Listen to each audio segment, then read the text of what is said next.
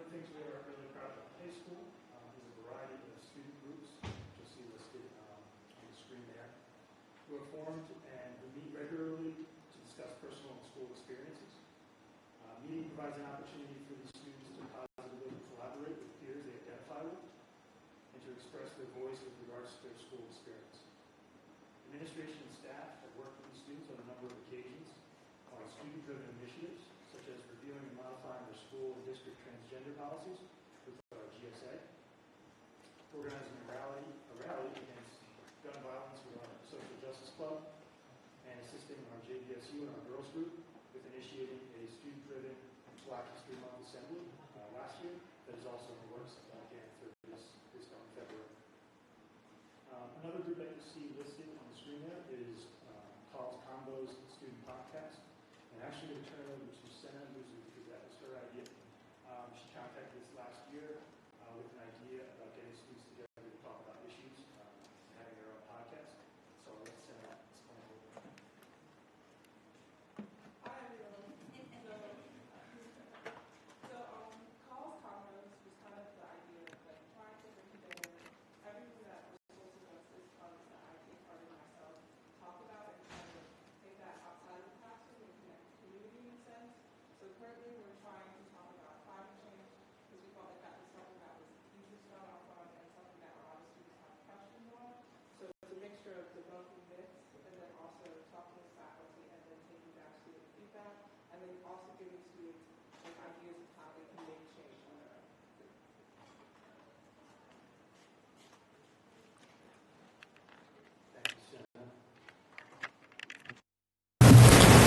We'd also like to mention some of our college and career planning opportunities that we provide students in looking at this from an equity perspective.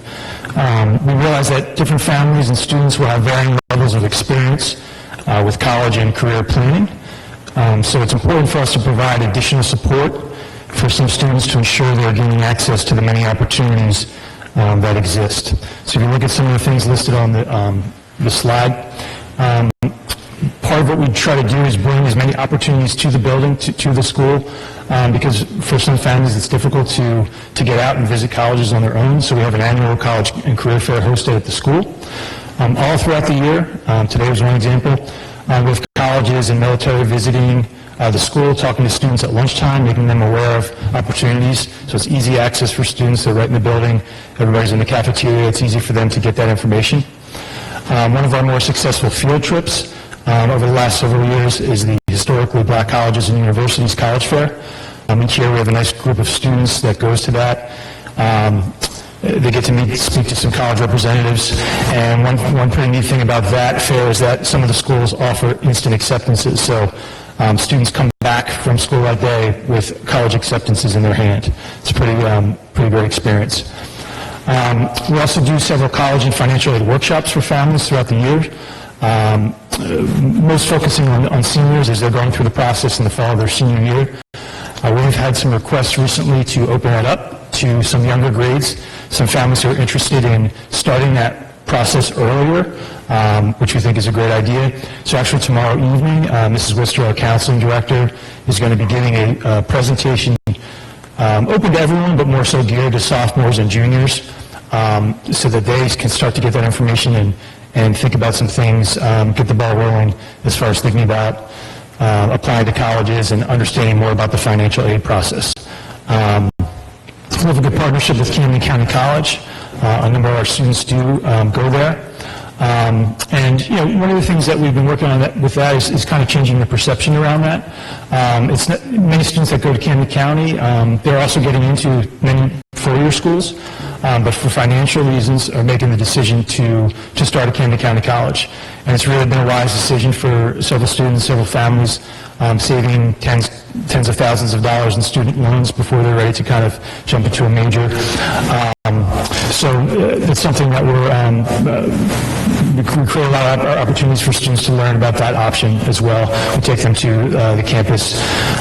We work with the college to set up an active placer test for them, which is the college's placement test. And something that we've been doing for the last several years, thanks in support support from the board, is we've been giving PSATs at school for all 10th and 11th graders, which is a great opportunity. They get to take it twice before they take the SATs, and that's, students, no charge to the students. They take it during the regular school day, so it's a great opportunity for that access to PSATs. Over the next couple slides here, you'll see a number of different initiatives. Some of my colleagues will be coming up in a couple minutes. We'll be talking a little more specifically about some of these.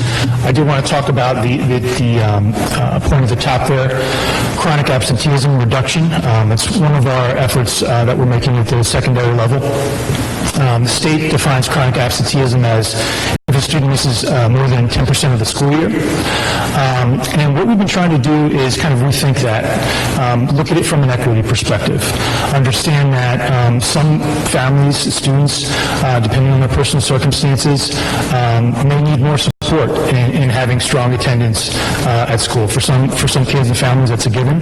But we're trying to understand that some families need more support. So we're identifying those students early in the year. We're communicating with those families probably more than ever. We have a family liaison, as you're aware, that works closely with those families.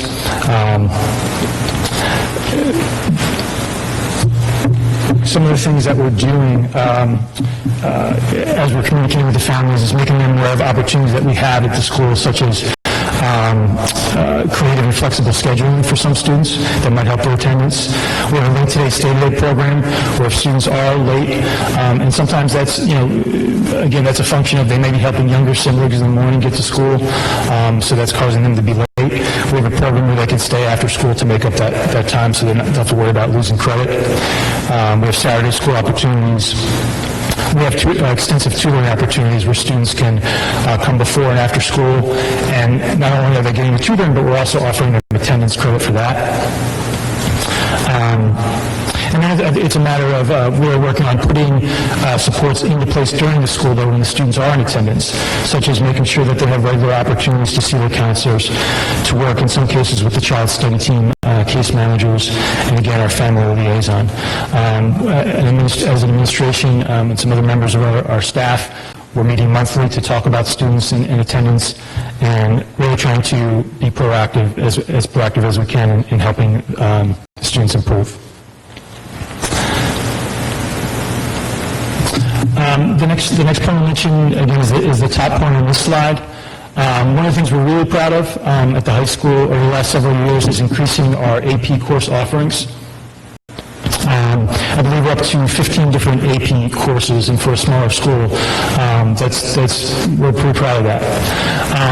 We've also increased the number of students taking these classes. So over the last 4 years, we've had a 35% growth in the number of AP test takers. And not only that, but our students are performing really well. Over that same 4-year period, we've had a growth of 33% in the number of passing AP test scores. So more classes, more kids taking the classes.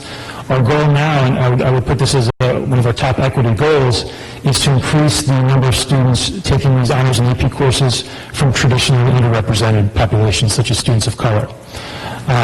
From an equity perspective, we think that would be a great way to increase access and opportunity for achievement for many in our diverse population of students.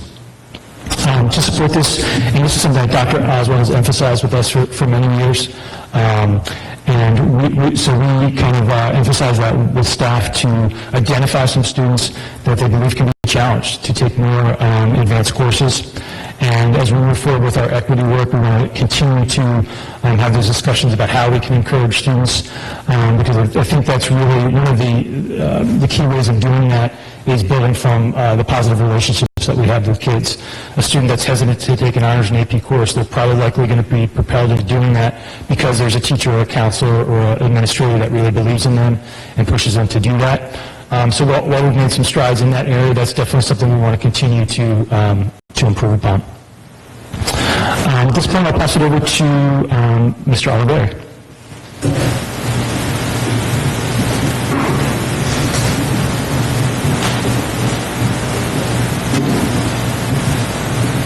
Thank you, Mr. Jenna. At the middle school and high school, we emphasize the need to have diverse representation of authorships, topics, and ideas within our texts. These texts are also connected to the 5 social and emotional learning competencies set forth by the New Jersey Department of Education, and they can be found throughout our curriculum and our summer reading program. Students engaged with our language arts program are exposed to authors from all walks of life, and we emphasize the benefit of mutual respect for those with different backgrounds or points of view. The LMC strives to maintain the same balance when purchasing books for students' checkout. Now I'd like to pass it on to Dr. McCollum.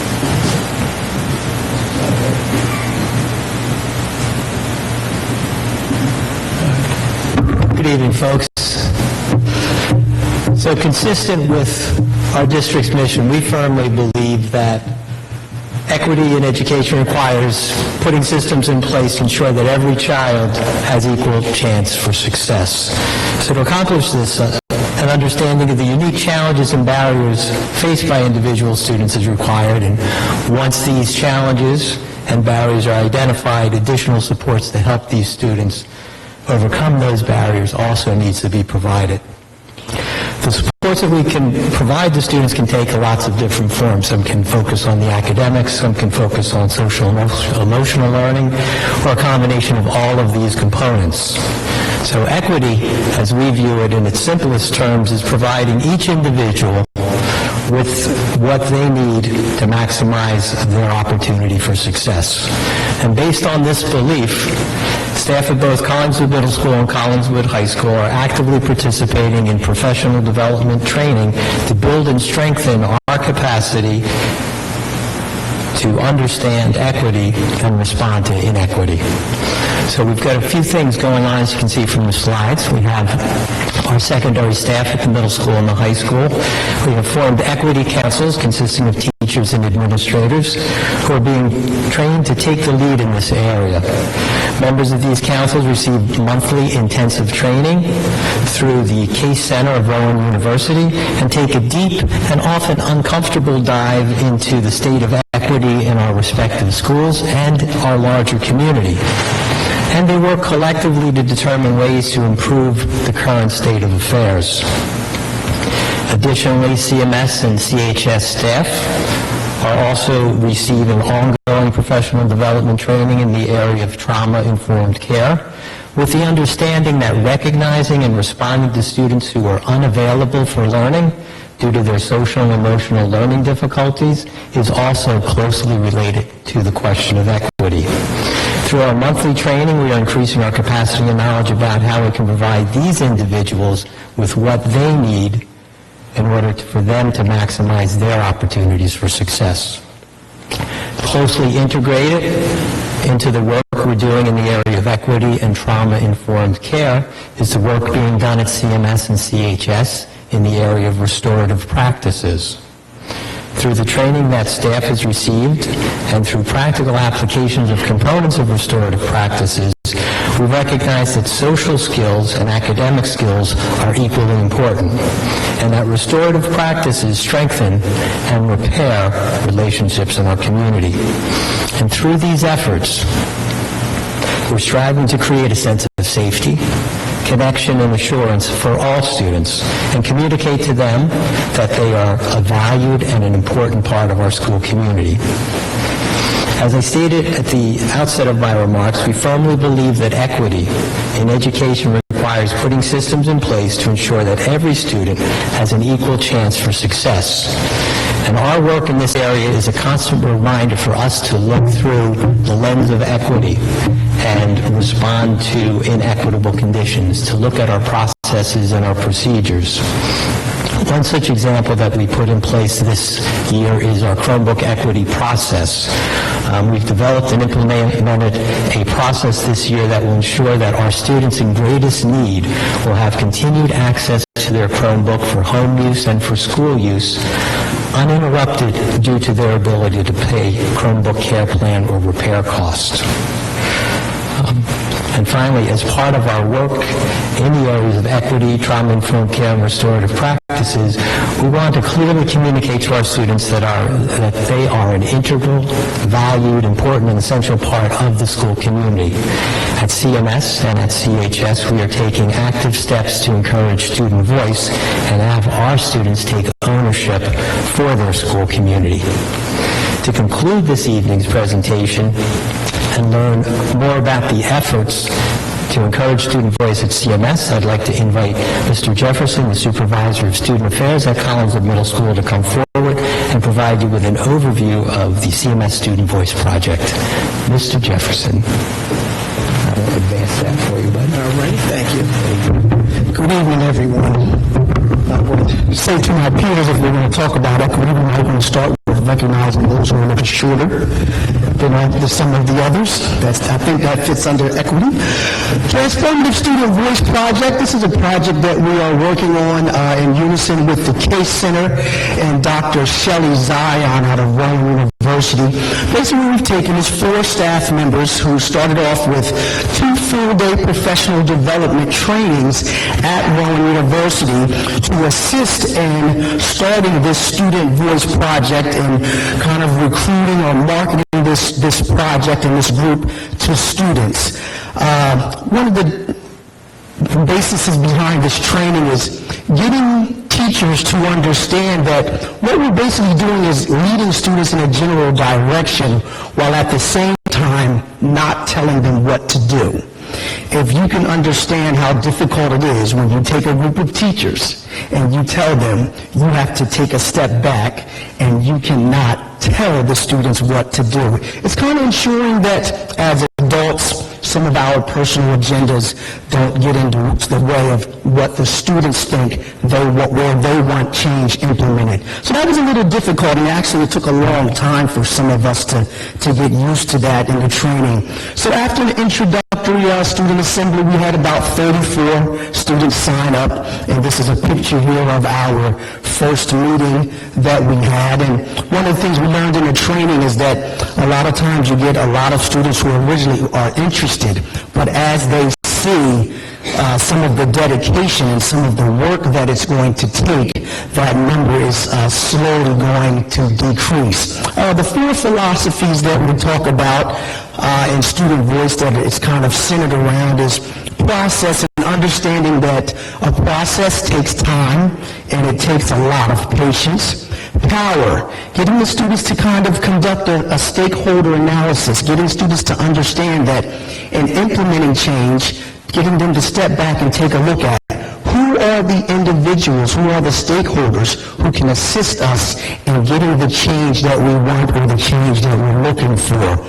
Action, when to take action, specifically what is the proper timing to take what specific steps, and of course in the end, the outcomes, and simply sitting back and analyzing your results.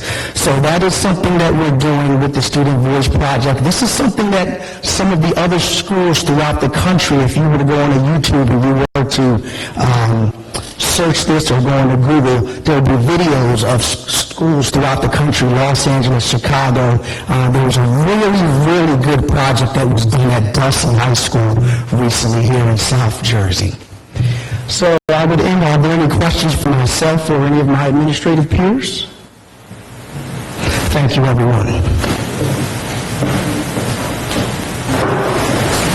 Thank you so much for sharing all of those initiatives with the board. The next 2 items on our Committee of the Whole agenda are the update on board priorities for the upcoming school year and the board discussion of elementary media services, both presented by Dr. Oswald. Dr. Oswald, which one would you like to do first? We'll do the green.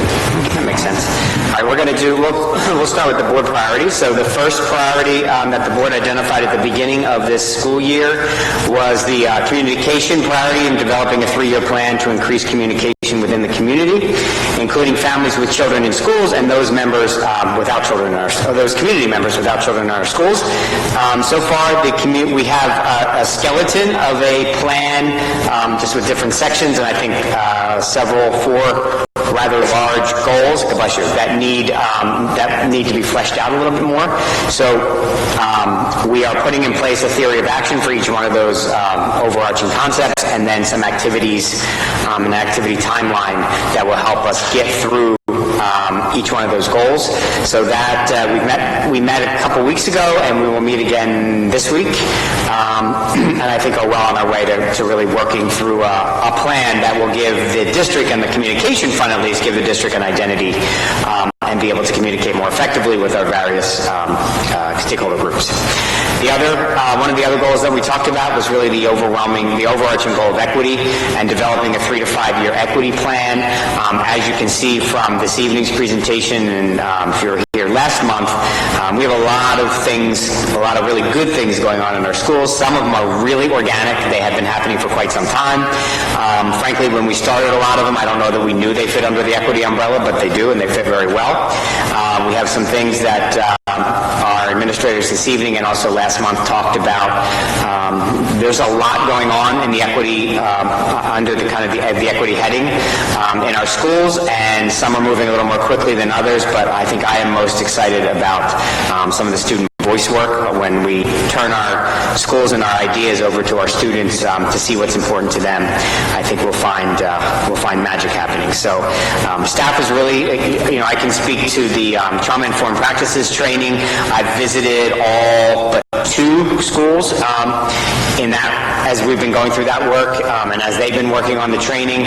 I think overall, staff is really being receptive. There's a lot of good conversation going on. I think it is beginning to change some practices along the way, and really getting people to look at their students and look at some of the experiences their students have had in their past that may impact their access to the work that we are presenting to them today. So I think that's going well, and many of our other initiatives that you heard about over the last couple of months are also going well. And then the third priority that the board developed is going to lead into a little bit of my next presentation, and that's a facilities plan. So we do have a comprehensive facility audit going on right now. I think we're expecting that report right after the break, right after the winter break.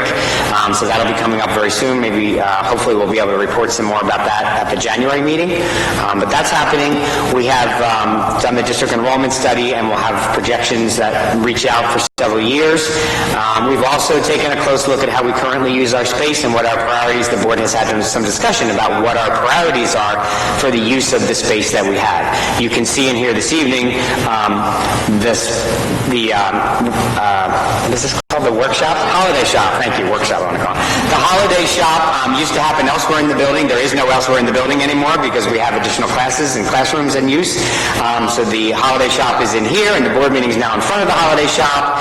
And before you came tonight, there were walls here because all day long this was the gym, and kids were in here doing phys ed, and the holiday shop is behind the wall. So we are squeezed in. We have a lot of really good stuff going on, and I would hate to see some of the forward movement in the district being held back by the pure lack of space, and that's really what we're facing right now. So we do have some plans.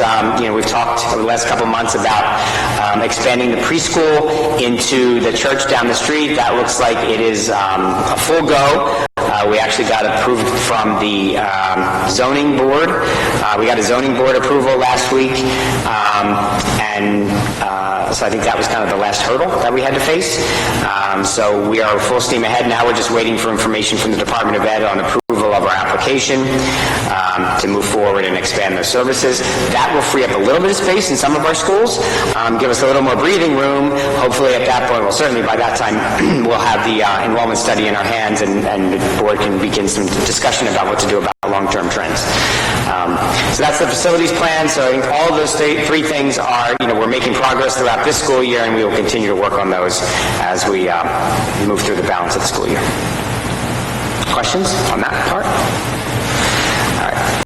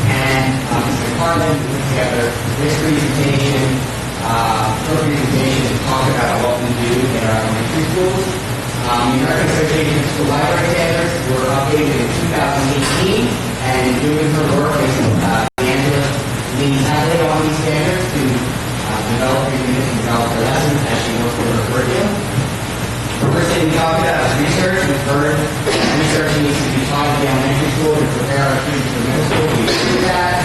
In first grade, our students start on very simple research projects. Walk over and pick on that flower, those plants, maybe pop up in another website. But our students use the internet to research. Websites are curated for them, so they don't have access to a handful of websites that are conducting that research. Technology teachers, Angela's works with our first grade teachers to determine what the topic of the research will be so that it is embedded into their instruction. And the topics for first grade are like science curriculum. Last year, the topic when we did the research project was during the plant students, but the topic came out of technology and research and technology was also. That's first grade. Second grade, the topic of research is chosen in collaboration with second grade teachers. Last year, we had one topic. In first grade, 3 topics. In second grade, so there are animals. The 3 topics are there. The 3 topics each of the classes assign one of the topics based on what they were studying at that time in science. So again, they use curated websites so that the students have only access to paid websites and reliable websites. Then we get to the third grade. Third and fifth grade research. Again, curated websites. These are some research topics for third and fifth grade. You can see the topics expand greatly. And the students begin research. And this is all through the technology class. This is not through the writing workshop class. So they also do research. We're going to talk about that in a second. So there's a topic. So they use online resources here to do research on any one of these or any other topics in third and fifth grade. This is the annual specified unit on website reliability. So fourth and fifth grade students, grade 4th and 5th graders can choose a research project that reflects an area of interest for them. The teacher or once the teacher approves that topic, the class spends time learning how to evaluate websites for reliability. So we cover those things and they are all included in our curriculum. None of that is ignored. So all these websites are there. This is the annual using some video that some individual teaching to talk to students and teach them how to evaluate websites for reliability. We have a media specialist we hired for this year. She focuses on SEL with our lower grades, K1 and 2, and research with our upper grades, 3, 4, and 5. Talk a little bit about what she's doing.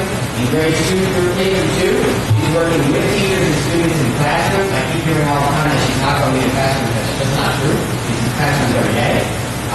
Working with teachers and students in classrooms to introduce classes with SEL themes and lessons embedded. So when we do real louds, when students are doing some independent reading, that some of those SEL themes are embedded in those texts. She's also working with students and teachers in classrooms to develop embedded SEL mindfulness, brain break, and movement break strategies and activities. That's happening in our elementary schools at the early grades, early elementary grades.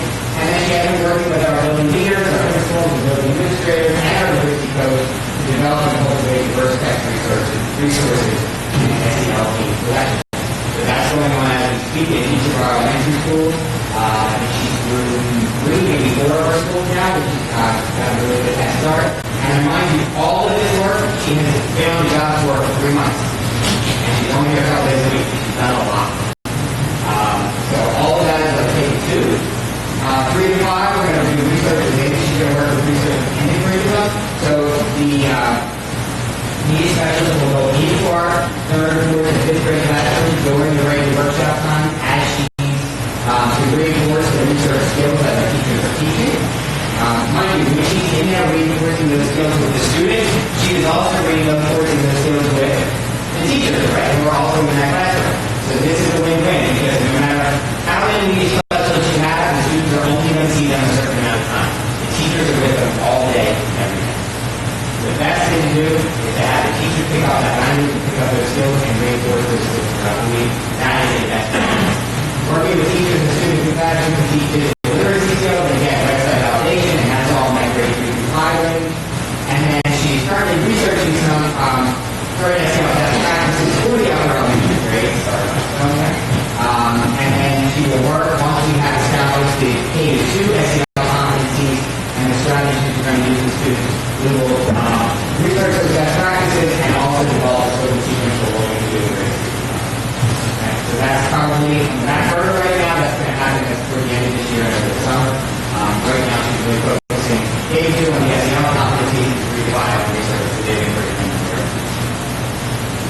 role of our media specialist at the elementary level. The other issue that we have is space. We have a growing K-5 population in Collingswood. This year, we typically have 6 kindergarten classrooms, which we have 7. We are providing preschool for over 150 3 and 4-year-olds across the district. I don't know many people that would argue that that's a bad thing. So we're doing that. Those 3 and 4-year-olds, we're limiting how many students we can place in the classroom. They take up space. They take a lot of space. We are educating over the last many years now, really focused on educating our students with special needs in their own community.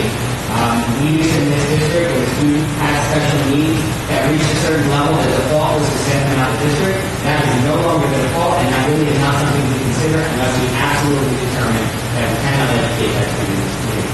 But those students take space. Right? And the more we bring students back into the district, they require space. So that's another space issue. And then we are providing daily services for all of those students who we're bringing back. Many of those students with special needs who are rather involved in their activities also require daily services, OT, PT, speech therapy. All of those things require space. And we are squeezing those services into our school as best we can, but they all require space. So innovation now. I don't know if some of our board members went on a tour of our elementary schools maybe a few months ago. We walked through all 5 elementary schools.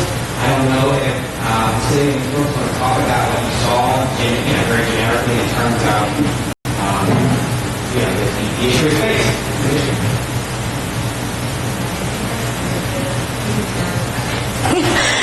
So throughout all of the elementary schools, one of the things we noticed were that rooms were used for multiple things throughout the day. And it just rotated. And then so OT, speech, and PT could all be happening in the same classroom at the same time.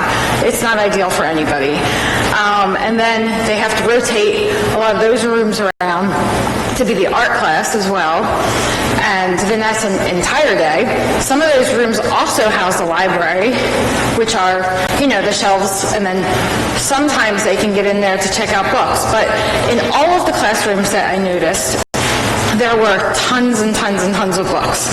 And all of the teachers talked about how they were able to point their students towards, the teachers we talked to. We didn't talk to everybody.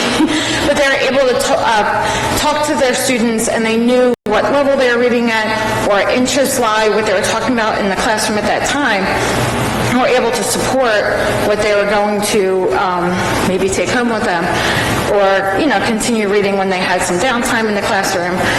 A couple of schools are trying to do creative things. I know at Tatum they're trying to do like a corner for a library checkout. I'm not sure if that's up and running yet.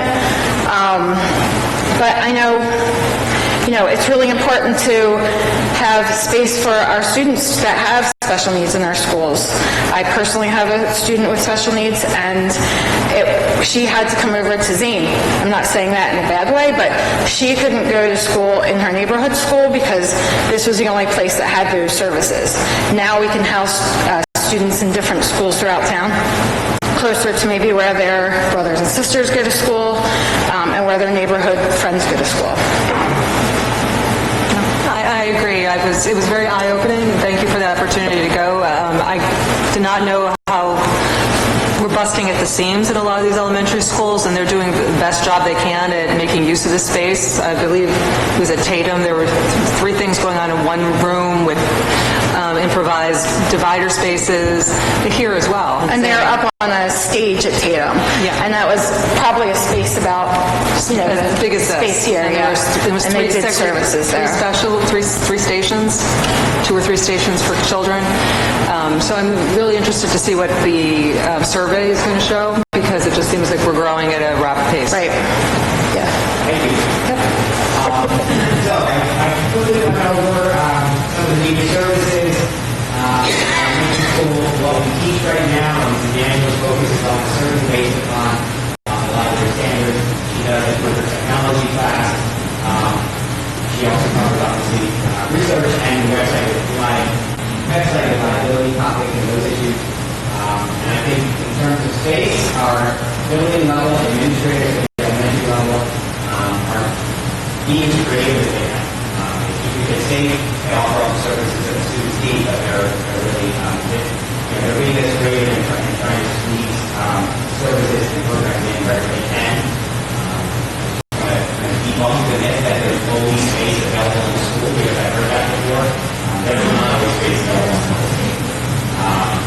So, I think we should be proud of the services that we're offering, not only in the area, but also in the area of educating students with special needs and many other areas. And those things should be celebrated. And we're doing it in a space that we had, frankly, for about 100 years.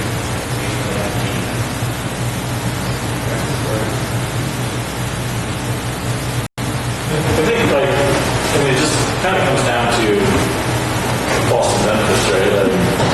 Preschools has huge outcomes for student achievement. That's not to say that libraries don't, but can we meet those needs in another way so that you can have both programs or both benefits running simultaneously? And I think, especially with preschool, it's not even up to us necessarily, because some of this stuff comes down from the state. With 150 kids, that's 900 square foot per classroom, only 15 kids in a classroom. That's you got to be almost 10,000 square feet of pre-K, just space for preschool kids. And so, I think it's just clear that the challenges of walls can't be moved all the time. We grow, and that's not a bad thing. The district growing is a great thing, but how can we achieve all of the goals given what we currently have? Very well said. I had two comments. One was a more practical thought that thank you both for sharing those observations of space. And as we get our demographic study, let's make sure as a board that we make this a priority when we meet at retreat to talk about real space issues, which is one of our goals. So let's make sure that gets on the agenda as part of the retreat. And also, yes, budget and space concerns are an issue for sure, for everything we do here. It always is. But I think it's very important that we stand behind the library and media curriculum that we currently provide, because we provide quality. It's not just we're providing something because we don't have enough space. What we do provide is quality. So I think as a board we should stand behind that.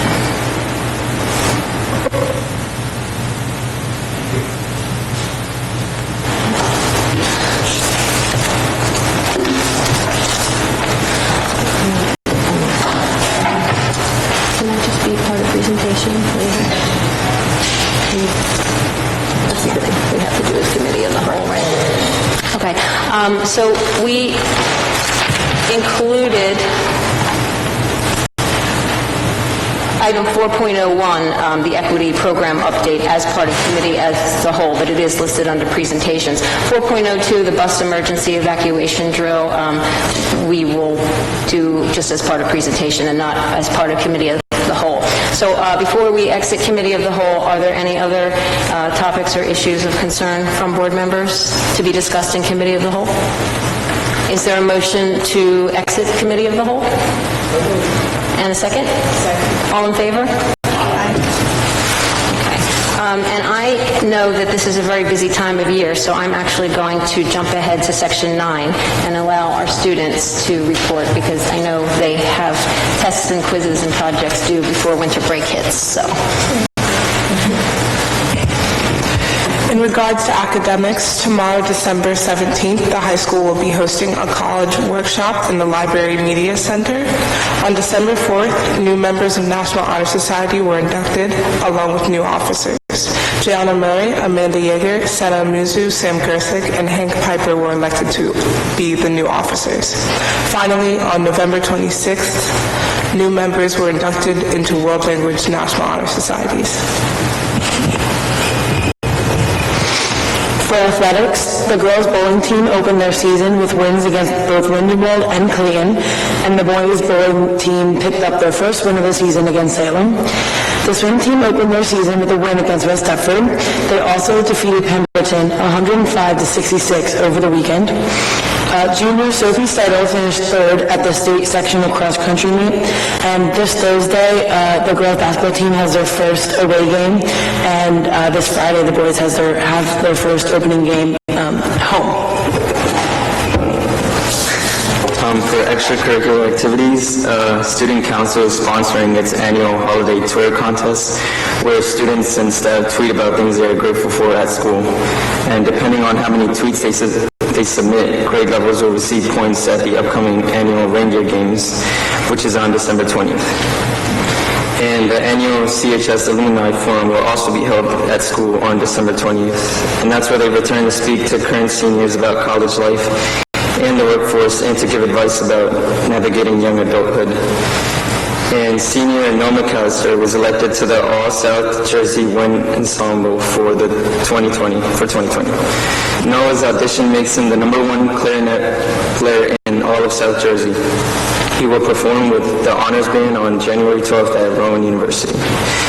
The Student Council recently worked together to make and donate 450 sandwiches, 145 toiletry bags, and 245 placemats to the Cathedral Kitchen in Camden to help support those in need this holiday season. Any questions or comments from board members for our students? Thank you so much.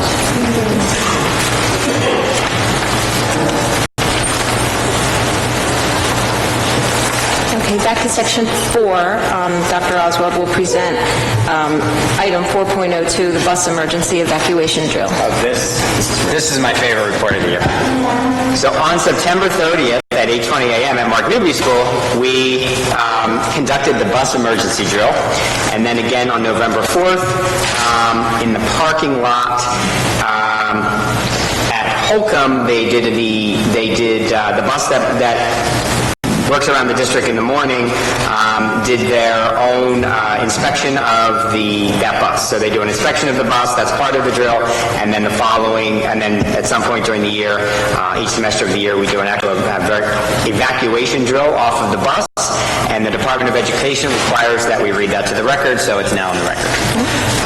And then the next thing, I think, is somewhere on the agenda, I'll just cover it now, is we have the certified election results from the November ballot question. So the number of yeses, 1,944 yes votes and 1,036 no votes.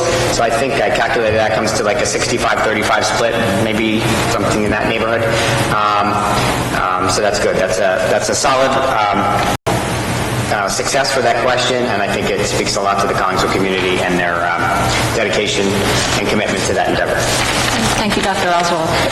If I could ask the board members to please refer to section 5 as our future dates and miscellaneous information. And following that, section 6 is our routine board business, where we are looking for approval of the minutes of the November 2019 regular board meeting. Is there a motion for that? Is there a second? All in favor?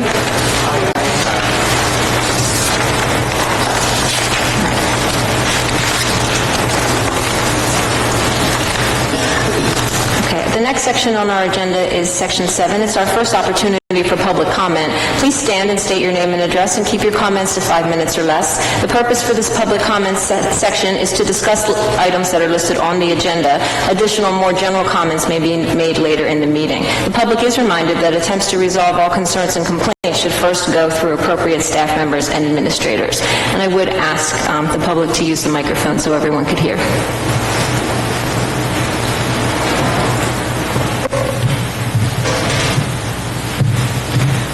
Good evening, General C. 114 East Palmer Avenue. Would I be able to ask for copies of the slide decks that were shared tonight via email? Yes, thank you.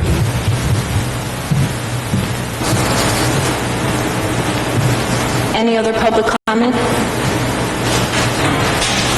Okay, seeing none, I'll move to section 8 on the agenda, the superintendent's report. All right, so section 8.01 is the enrollment report for the For the monthly, you'll see in the district we have 2,243 students as of the end of November. The school safety drill report is also attached there for your review, as is the suspension report and the HIB report for the month of November up through last Friday. There are no first readings of policies this month. That's it.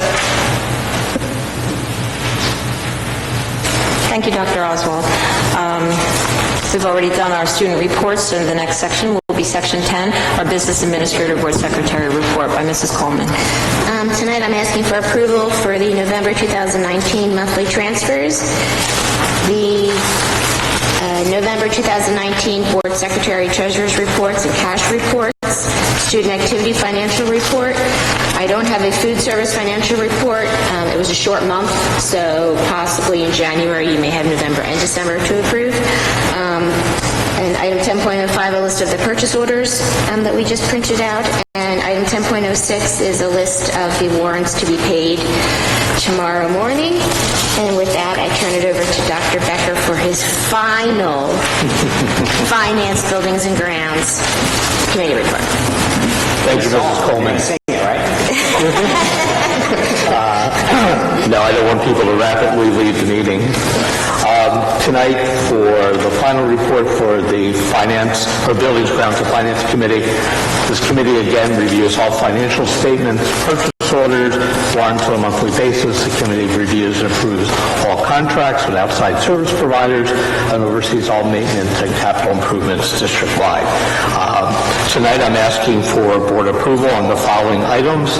11.02 to 11.09 is approval of the monthly routine financial reports that the district is required to prepare. These include approval of all transfers, certification of no budget over expenditures, board secretary and treasurer report, the student activities report, food service financial statement, purchase, and warrants. Item number 11.10 is approval to amend the 2019-20 ESEA consolidated grant application submitted to the New Jersey Department of Education for review and approval of carryover funds from the 2018-19 year as listed. 11.11, approval of the amended lease of educational space for preschool programs between the First United Methodist Church of Collingswood and the Collingswood Board of Education for the term of January 1, 2020 through June 30th, 2024. Congratulations on getting that. 11.12, approval of a state contract with Heritage Business Systems to replace 2 district copiers. Our lease currently expires in January 8 of 2020, so these are very much needed. 11.13, approval to dispose of the 2001, and I emphasize 2001, Chevrolet Express Cutaway food service van from the district fixed asset list. Additionally, we are authorizing the business administrator to have approval to sell the van to the highest bidder. 11.14, approval to purchase a food service van from the Oakland Public School District for $9,000. 11.15 through 11.17, approval of donations of musical instruments. 11.18 is approval of the Collingswood Youth Football to use the high school cafeteria on Thursday, January 16th from 6 to 8 p.m. for their banquet. So I'm requesting tonight that the board approve all items 11.11 through 11.18. Thank you, Dr. Becker. Can I just point out that it says December 16th for the meeting for the Collingswood Youth Football? It should be January, you said? Should be done? I think it should be December. It's on the agenda. Okay, got it. Thanks. Sorry. Yes, I did misread that. Oh, I'm sorry, I'm misreading. No, you're misreading it? Oh, I'm misreading. This is normal. Sometimes things do occur prior to us approving. Is there a motion to approve items 11.02 through 11.18? And a second? Second. Are there any questions or comments from board members? Roll call, please. Dr. Becker? Yes. Mrs. Brooks? Yes. Mr. Connor? Yes. Mrs. Caden? Yes. Ms. Miller? Yes. Mrs. Severino? Yes. Cecilia? Yes. Mr. Stotts? Yes. Mr. Wall? Yes. Ms. Henry? Yes. Item 12 on our agenda will be our curriculum committee report presented by Ms. Caden. Okay, tonight we are looking for approval of items 12.02, which are elementary school field trips. We just have one to approve, the Newbie Green Team going to the Philadelphia Zoo on January 20th to participate in the Unless contest about environmental pollution. 12.03 are middle school field trips. The class that participates in the Future City competition will be going there, or will be competing, on January 18th. And 12.04 are two mock trial competitions in January for high school field trips. 12.05 is the approval of an overnight field trip for the high school TV production and art class. They go to Los Angeles to attend workshops and get to see how TV is produced in LA, which is a pretty cool trip. 12.06 are out-of-district home instruction placements for the middle school, and 12.07 are out-of-district home instruction placements for the high school. 12.08 is the approval of the 2020-2021 Collingswood school calendar. There's not really much of a change from this year. The one note is there's a couple of extra half days at the beginning of the school year before we start school before Labor Day this year, or next year, I guess it would be. So that's important to note, and that's kind of about it. So then we have approval for items 12.02 to 12.08. Do we have motions for those items? In a second? Questions or comments from board members? Roll call, please. Dr. Becker? Yes. Mrs. Brooks? Yes. Mr. Connor? Yes. Mrs. Caden? Yes. Ms. Miller? Yes. Mrs. Severino? Yes. Mrs. Celia? Yes. Mr. Stotts? Yes, except item 12.02, where I abstain. Mr. Wall? Yes. Ms. Henry? Yes. Section 13 on our agenda will be presented by Mr. Wall. It'll be his final presentation of the Personnel Committee report. Thank you. The Personnel Committee reviews and recommends for teaching and staff employment, considers co-curricular employment, and considers all professional development opportunities for staff members. Tonight, the Personnel Committee is seeking approval for the following items. 13.02 and 13.03 are staff retirements. 13.04 and 13.05 are staff resignations. 13.06 and 13.07 FMLA and paid family medical leave. 13.08 is issue a contract for a counseling coordinator. 13.09 is a middle school permanent substitution hire. 13.10 is a permanent substitution for a high school position. 13.11 is a revised contract for a substitution or for a substitute contract. 13.12 is the hiring of a elementary lunchtime playground assistant. 13.13 is Tatum Elementary School volunteers, listed below. 13.14 is a staff transfer from Tatum 3rd grade to Tatum Academic Support, effective February 10th through June 30th.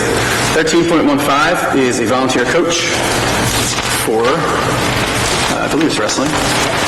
13.16 is a revision from a previously approved board item. Summer curriculum staff development is for a full year course instead of a half year course. 13.17 is the 2019-2020 High School Accountability and Support Program. Student tutors is listed below. 13.18 is substitutes and tutors for the 1920 school year. And our final item is 13.19 is the travel expense form for staff professional development. Tonight we are seeking approval for items 13.02 through 13.19. Thank you. Do we have a motion for those items? A second? Questions or comments from board members? I had a question about item 1308. Dr. Oswald, I think you had mentioned, was this the individual who you had talked about as being, had a lot of good qualities? This was one. Could you just highlight a few of her, the reasons why you were kind of leaning towards this person? Sure. We interviewed for the counseling coordinator position about a dozen people, I would say. And so we had some really good candidates. I think Kristen stood out because she had, more than other candidates, she had some experience starting new programs. She had been involved in starting a program opened a new school and was the first social worker in that school and really launched a lot of their programs. It is also somebody who years ago did her internship here. So we have staff members who remember that and said that even as an intern, she was really highly talented and high energy. And that, you know, I will have to say, we were very fortunate to have the number of candidates that we had and the quality. We really had probably 8 good people we could have selected from. So I think Kristen had several qualities that kind of advanced her beyond some of the others. But I thought that her interview was excellent, her references, everybody spoke very highly of her, nobody wants to lose her. So it's a good sign. And her experience is in clinical social work, Yes. which helps us. She's also a she's a school social worker and also a licensed clinical social worker. So I think that'll help with this position a lot. I think it'll really help when we're working with our interns, reinforcing their counseling skills as they work through the position. And then we have a solution for overseeing the counselor, Yeah, or the that's the next one. counseling interns as well. Any other questions or comments from board members? Roll call, please. Dr. Becker? Yes. Mrs. Brooks? Mr. Connor? Yes. Mrs. Kaden? Yes. Ms. Miller? Yes. Mrs. Severino? Yes. Mrs. Celia? Yes. Mr. Stotts? Mr. Wall? Yes. Ms. Henry? Yes. Section 14 of our agenda is our policy and miscellaneous report by Dr. Oswald. Okay, 1402, the exciting news that during last month's meeting we had no HIV report, so we're going to approve that we had no HIV reports. And that's it. 1401, I think that's all. Is there a motion for that? And a second? Questions or comments? Roll call, please. Dr. Becker? Yes. Mrs. Brooks? Mr. Connor? Yes. Mrs. Kaden? Yes. Ms. Miller? Yes. Mrs. Severino? Yes. Mrs. Celia? Yes. Mr. Stotts? Yes. Mr. Wall? Yes. Ms. Henry? Yes. Section 15 of our agenda is our second opportunity for public participation. As before, please stand and state your name and address and keep your comments to 5 minutes or less. And the public is again reminded that attempts to resolve all concerns and complaints should first go through appropriate staff members and administrators. Other comments from the public?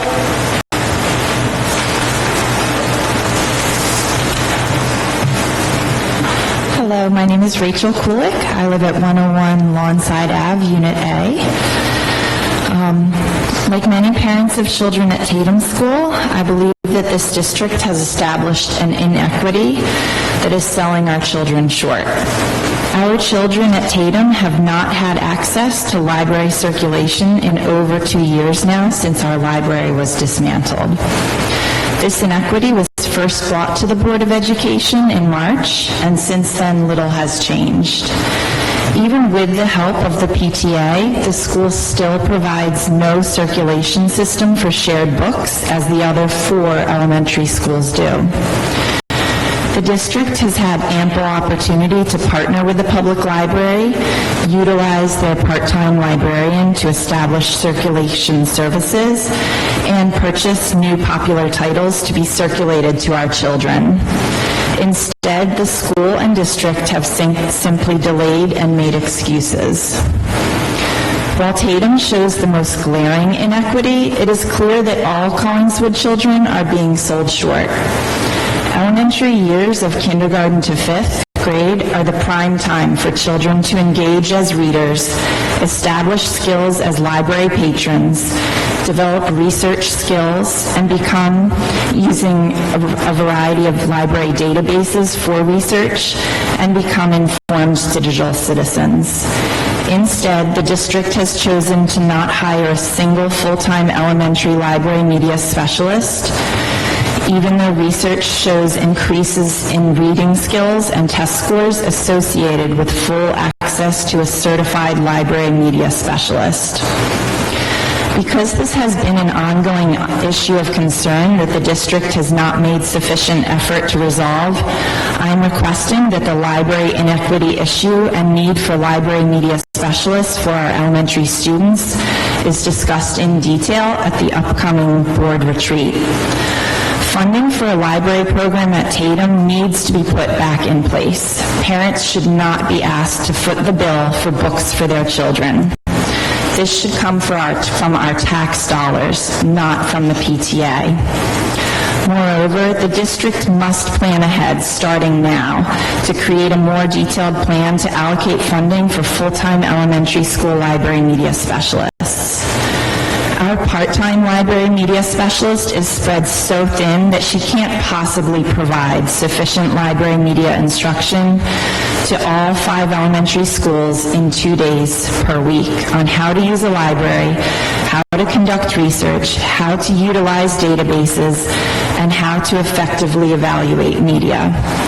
The focus of technology class is not on research or media evaluation, so this is not an acceptable replacement for library media instruction.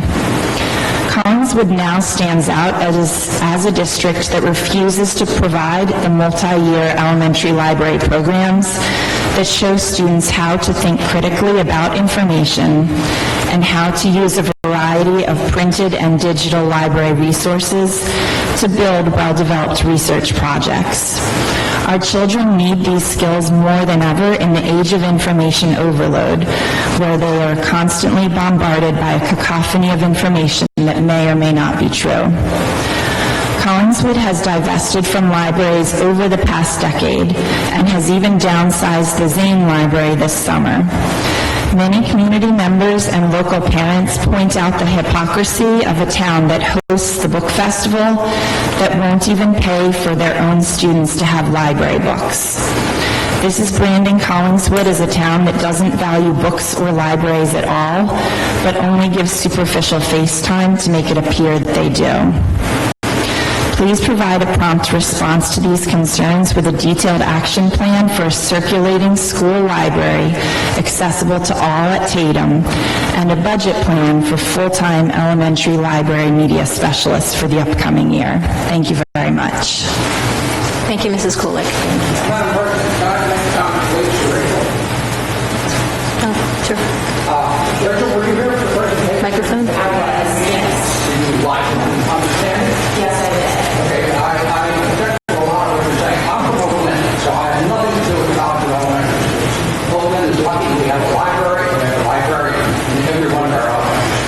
So we're very fortunate that way, but we have space. Collingswood, if you have listened carefully, find they don't. The budget can be increased 2% every year by state law, as I'm sure you're aware. When you work through the formula, it's probably close to 1.5%. That's just support. So with that 1.5% increase every year, this Board of Education has to pay the teachers' increases, the benefit increases, they have to pay the increased cost of supplies to go up every year, they have to pay the increases in heat, light, and power to go up every year, they have to pay all those increases out of that 1.5%. So if you were to even propose a library in every school, which they don't have to room for to start, but if they did, which teachers would you suggest that we fire so that we have the money to implement your desired program? I mean, I think there are options. I know in Tatum there is, certainly as there are in all Collingswood schools, there is a major space crunch.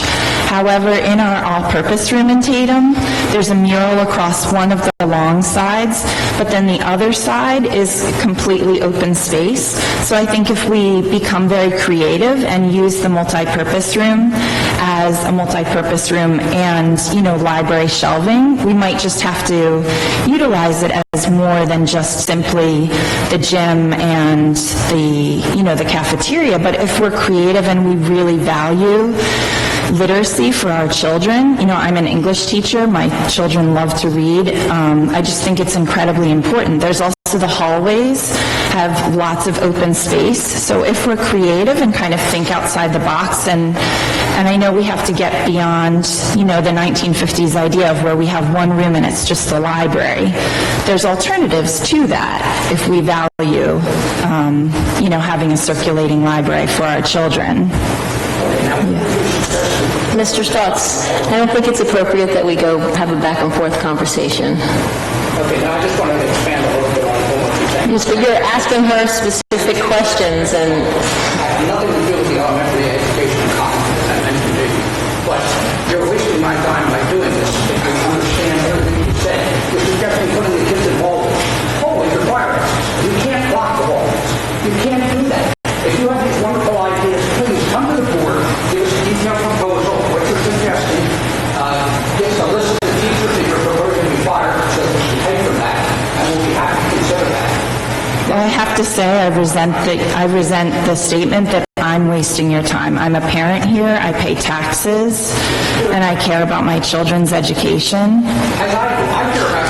So don't suggest that I'm wasting your time. We are all here because we want the best education for our children. So I'm just trying to suggest that we think outside the box and try to meet our children's needs in, a modern way. Okay? Well, I just did. Hallways was one suggestion. There's the all-purpose room. Okay, so I, again, don't think it's appropriate to have a back and forth conversation.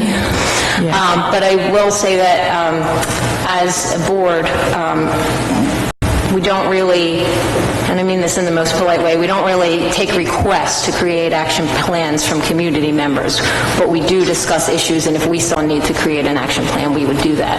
But I would like to, reinforce that we know this is an issue of concern, and we do regularly talk about Yes, I appreciate your consideration. Thank you very much. Thank you so much.